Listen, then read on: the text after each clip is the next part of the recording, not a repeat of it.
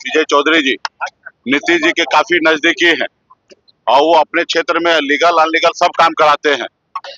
अभी अगर 10,000 रुपया भी अगर बांटने का आया तो दूसरे जिला में या दूसरे विधानसभा में जिस अनुकूल पैसा बांटा गया उसके अनुकूल डबल उनके विधानसभा क्षेत्र में बांटा गया।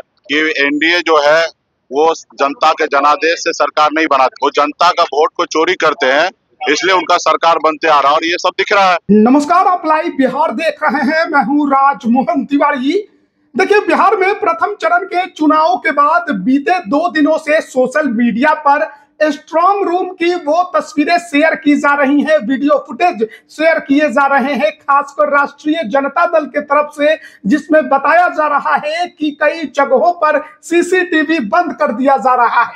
चुनाव आयोग और प्रशासन से इस पर लगातार राष्ट्रीय जनता दल और महागठबंधन के नेता जवाब मांग रहे हैं, लेकिन बीते दिन जो समस्तीपुर में खेला देखने को मिला, समस्तीपुर में कचरे के ढेर में वीवीपैट पर्ची देखने को मिला जो ईवीएम से निकलती है, किसको कौन कहाँ वोट देता है वो सिंबल उस पर अंकित होता है।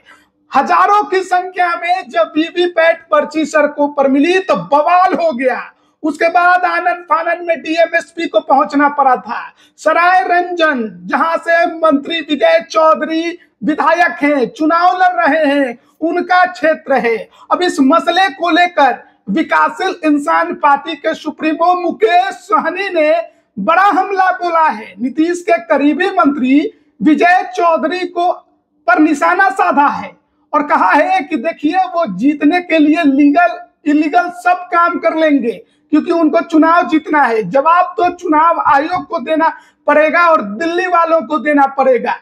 इनकी जो सरकार बनती है वो जनता के वोट से नहीं बल्कि वोट चोरी से बनती है। पहले आप सुनिए कि मुकेश सहनी क्या कुछ कह रहे हैं।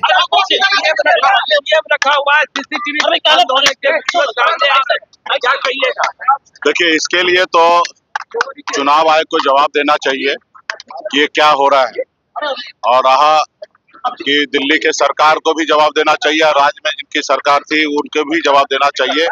और आप सब जान रहे हैं कि विजय चौधरी जी नीतीश जी के काफी नजदीकी हैं और वो अपने क्षेत्र में लीगल अनलीगल सब काम कराते हैं। अभी अगर 10,000 रुपया भी अगर बांटने का आया तो दूसरे जिला में या दूसरे विधानसभा में जिस अनुकूल पैसा बांटा गया उसके अनुकूल डबल उनके विधानसभा क्षेत्र में बांटा गया। तो ये सारे चीज जांच का विषय है। हम तो पहले कह रहे हैं कि पूरे बिहार में घूम घूम के हमने कहा कि एनडीए जो है वो जनता के जनादेश से सरकार नहीं बनाती है, वो जनता का वोट को चोरी करते हैं, इसलिए उनका सरकार बनते आ रहा है और ये सब दिख रहा है। हम लोगों ने जागरूक किया लोगों को, उसके बावजूद भी आप देखिए पोलिंग के रोज कितने बड़े संख्या में लोग वोट नहीं गिरा पाते हैं। तो ये जनता का जनादेश को चोरी कर रहे हैं और इसी तरीके से वोट चोरी करके सरकार बना रहे हैं। दबाव बना रहे हैं। किस चीज का दबाव बनाएंगे? अभी ये चीज अभी जनता को देखने की आवश्यकता है। अभी एनडीए क्या करेंगे नहीं करेंगे वो छोड़ दीजिए, ये सब अभी जनता को सोचना है कि लोकतंत्र बचा रहना चाहिए या नहीं, खत्म हो जाना चाहिए। अगर राजतंत्र अगर जनता को लाना है तो फिर तो कोई बात ही नहीं है। अगर लोकतंत्र पे जनता को भरोसा है तो जनता को जो गलत कर रहा है उनके खिलाफ में महागठबंधन को वोट देना चाहिए।